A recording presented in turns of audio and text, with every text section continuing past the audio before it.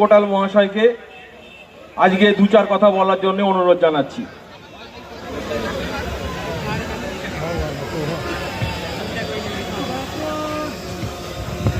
প্রথমেই ধন্যবাদ অরিন্দম দাকে এরকম একটা পরিবেশে আমাকে ইনভাইট করার জন্য।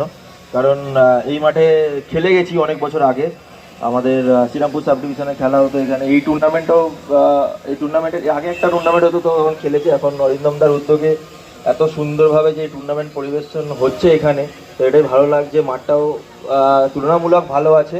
তো আশা করছি আগামী দিনে এই টুর্নামেন্ট এরকমভাবেই চলবে। দুটো টিমের প্লেয়ারদের অনেক অল দ্য বেস্ট। আর যেহেতু আমাদের এখন ফুটবল বন্ধ আছে, কিন্তু আশা করছি ফুটবল চালু হবে এবং মোহনবাগান, ইস্টবেঙ্গল, মোহামেডান, এখানে অনেক মোহনবাগান সমর্থক দেখলাম যারা জয় মোহনবাগান বললো। তো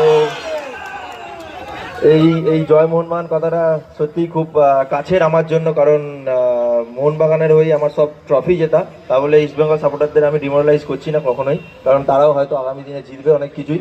তো যাই হোক, সবাই ভালো থাকবেন।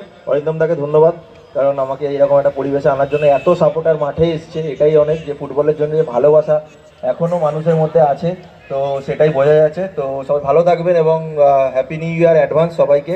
নতুন বছর, নতুন উদ্দীপনায় আবার সবাই শুরু করুন এবং ভালো থাকবেন।